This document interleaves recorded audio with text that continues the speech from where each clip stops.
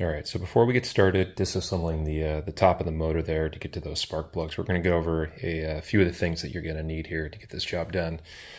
So the first one's going to be the spark plugs themselves. Numbers sitting right there. There is an aftermarket plug. It's probably the exact same manufacturer. The genuine Mercedes plugs are only a few bucks more. They're expensive no matter which way you go. My thought was, while the vehicle's under warranty, I might as well be buying them from the service center so they have a record of me buying them, the times at which I did. And then also, I'm pretty much guaranteed that these will be indexed properly, and we'll talk about that towards the end of the video, but that's incredibly important. I made sure all the plugs were sitting at 28 thousandths, which they were, so it's a good idea just to check them. In both jobs that I've done, I haven't had to change any of them. They've been right there, so that's been good. I've got a lot of different spark plug sockets. This one's rad. It's magnetic, so especially with those plugs sitting down in there, way better than I think the old school ones with the rubber that kind of held the plug in there, but this plug definitely is not going to come out of there unless you want it to. It's thin wall. It's got a swivel attached to it. I think I paid like 14 bucks on Amazon. I'll see if I can find the link, and I'll leave that down below. You're going to need a T30 to take off the coils. I got a 7 mil sitting here, which was the size of the hose clamps that will take off on one of the intake hoses. A couple different torque wrenches. First one here is actually, this is in foot-pounds, but just converted over to newton meters. 23 newton meters for the plugs themselves. And then this little guy here, I was running the coil, the T30 bolts to 10 newton meters on those coils. The last thing, and what I think was the most important, so I've got two air nozzles here. This is the one that I've had for years and years and years. I mean, these are just the cheap ones that you get at Home Depot or whatever. This is how I did the first spark plug job. And I feel that although I eventually got the gunk out of there, I think that this tip was just too big. It was sitting too far away. Wasn't able to really accurately get it down there. So I went out and specifically bought this for this job. I think I went back on Amazon and I paid 12 bucks for this. It comes with some different tips, but this is the one that works really well. With the extra space that you have, you can kind of get down a little bit around the plug to get closer down to the base where all of that gunk is going to be sitting. I'll see if this is still available and if I can leave a link down below for that as well. But so this is the basic stuff you need, and then we'll get moved on to getting that top end apart and getting those plugs out. All right, so the first steps in disassembly of the top end here. We're gonna reach down, we're gonna give this a good yank, pop that out, reach over here, there's a tab in the back, press it, lift, get the oil filler off, do the same over here, tab in the back, lift, pop that off, I come here. And if you look, I've already got mine disassembled because I can only do it with the two hands here, but there's a tiny little white tab down there that was inside this first little hole.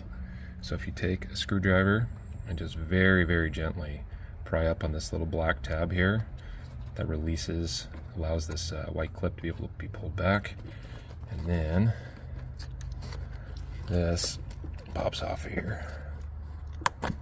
There we go. So a little press here, brings that up, and that slides off. We're then going to take 7 mil, remove this and this down here to get this this hose out of the way. All right, so we got our hose removed. You can possibly do it without removing the hoses. The first time I did the plugs, I started off just basically removing the top cover and then it off to the side. You're going to want the space, so loosen up those two clamps. It pops right off. The next part, these literally just yank. Just took both of them out by pulling on one side there. Okay, and then the back, you look right back here, this box basically slides onto these in the back. So you're gonna kind of pull forward and move across, and then this box is gonna pop off. All right, so we have the air box out of the way. I took some compressed air and blew all this off. There's just a little bit of dust here, but if your engine compartment's really dirty, just want to make sure that when you pull this off, you're not dumping stuff down on top of the coils and then down into the where the spark plugs are, making it more difficult to blow that out, to vacuum it out. So this is a real thick piece of like rubberized foam. It's got all these different little points on it where it locks on to the top of the motor here. So just got to get your hands down and pry this out and around and work your way back up. This little guy in the back just slides right on this bracket here. So able to yank that off. These little tabs on the end here, what holds it on. So that's gonna give us a little more room to help us get the back side of this off. The first time I did it, I didn't remove this. And this was definitely a pain in the ass to both get off and get back on. So that should make it a little easier. All right, so we got the cover removed. All of our coils are going to be held in with two T30 little bolts here. So I got the first one pulled out.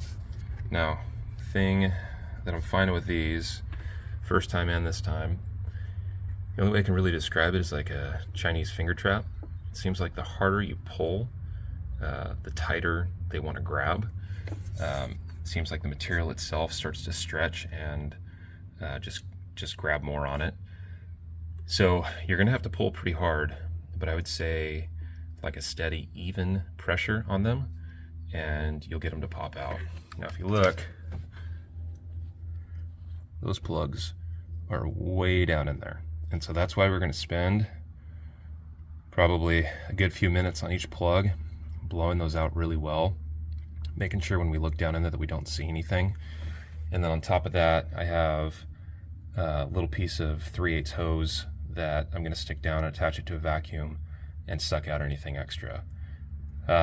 It's definitely a step that the dealerships probably are not going to, but at the same time, like, that's a pretty deep hole.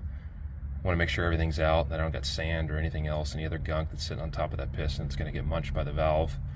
The valves when this thing fires back up. So we're going to do this one first and then just work our way back. I remember this number 4 being a total pain in the ass. I initially removed this screw here thinking I could get this whole piece out. I don't think I removed this last time, and it's still pretty solidly in there. So I think this coil will be able to slide past these wires, but if I do anything different, I will definitely say.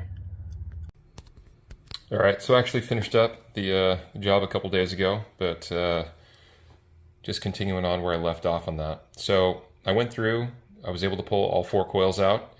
I said I remembered that 4th coil being a pain in the ass, and it was again. And actually, while yanking it out, the spark plug wire is kind of inside a hard plastic sheathing, is the best way I guess I could put it.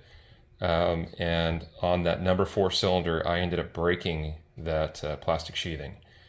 So I called up local service center, and of course they don't sell just that piece. They wanted to sell me a whole new coil, 115 bucks out the door, and I don't know, decided I was going to see if I could do something else. So I ended up moving that coil to the front of the block. That way, if I had any more issues with it on the next change, it would definitely be easier to get to. I ended up using some CA glue and kind of reinforcing it with some plastic, and it's working absolutely fine. But just be careful with those. I wasn't really paying attention as I was kind of trying to force it out of there and wiggle it out. And it is definitely hard plastic from the coil all the way down, basically down to the plug. So just don't, obviously if you can pull up, just don't be bending it. So one of the things that is discussed online is indexing these plugs. So as you're looking at the motor from the front, your injectors sit off to the right side, so they're on the driver's side of the vehicle, And based on some stuff that I had seen online, they had talked about the opening on this spark plug. So having the opening face that injector. So that electrode should have been facing about 90 degrees off to the side here. When I pulled the first plugs out the very first time for the factory set, I went through and I marked all of them. So I marked them down in the hole as best as I could, and then I pulled them out. What I found was that this electrode and the opening was facing straight back in the vehicle. So about 90 degrees off from where I think the injector is. So before installing my first set of plugs, and this was 2 years ago, marked them, torqued them up to the 23 Newton meters. And what I found was that instead of being straight back, I had them off to the side about 15 degrees. And so when I went through and torqued up all 4 of them, and all 4 of them were pointed in the exact same direction, my thought is that obviously they are indexed. They weren't kind of randomly spun around in different areas. They were all pointed in the same direction. So I left them. Got this set, and so these are the ones that I pulled out, but did the same thing on the set that I just installed the other day. Put a mark down them, dropped them in, torqued them up, and I got that same, probably I'd say somewhere between like 15 and 20 degrees off from straight back on the vehicle. So again, not exactly where it was talking about in the manual, but that's now 2 sets of genuine Mercedes plugs that I've bought from the dealer that have torqued up to exactly the same spot. So I feel comfortable running them where they're at.